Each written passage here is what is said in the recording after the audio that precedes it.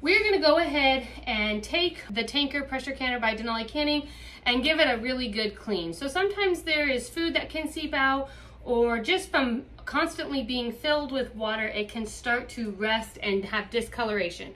The discoloration is completely normal, so you don't need to worry about the health safety of it, but it can be kind of gross and nasty, and so we want to give it a good clean every once in a while.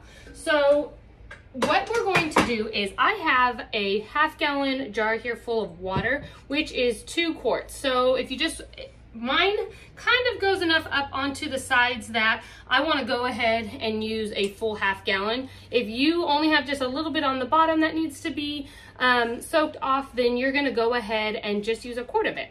So for my half-gallon, I'm going to do 2 tablespoons of cream of tartar. And then I'm going to give it a little stir, and I'm going to pour it right on into the bottom of my canner.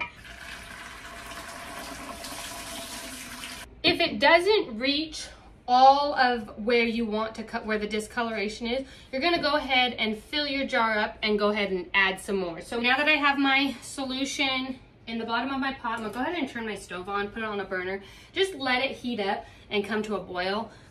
You can also close the lid and go ahead and let it come to pressure and just really boil and pressure in there, and it'll take it away. Then let it come all the way back down and use a little scrubber to scrub it. I just go ahead and turn it on and let it come to a boil. Then I'll turn it off, let it come down naturally to where I can put my fingers in it, and then I'll take this little soft scrubber here and scrub the sides of it, and it usually takes it right off. While that's heating up, I'm gonna go ahead and take off my weight here. And as you can see, it is very kind of rusty and just discolored from the water and hard water and different things. I'm gonna go ahead and take underneath off too. There's just a small little ring right there.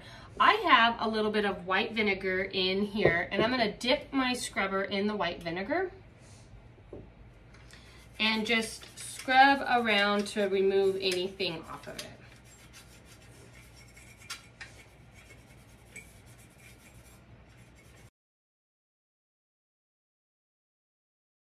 Okay, so now that I got the valve nice and clean and the discoloration off, I'm gonna go ahead and wipe it clean with just a wet rag. So this is just a clean rag that I got with nice and wet with water, and I'm just gonna wipe it all off. And same with under here. And you wanna take a look inside your valve. Make sure that that is completely clear and that you can see through it.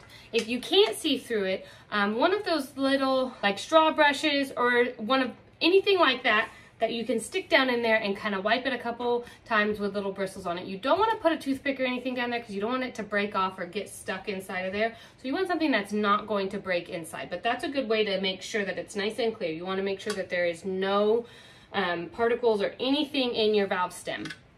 Now I'm going to let it go ahead and air dry completely before I put my weight back on and my cap back on, just because you don't want the discoloration to just come right back. Okay, I went ahead and turned off my stove that had this solution in it with the cream of tartar, and I'm going to go ahead and take my scrubber here and scrub all the sides and just let it all come off so that it's nice and clean. And then I'll go ahead and rinse it with some fresh water and let it air dry completely before I put anything back on it.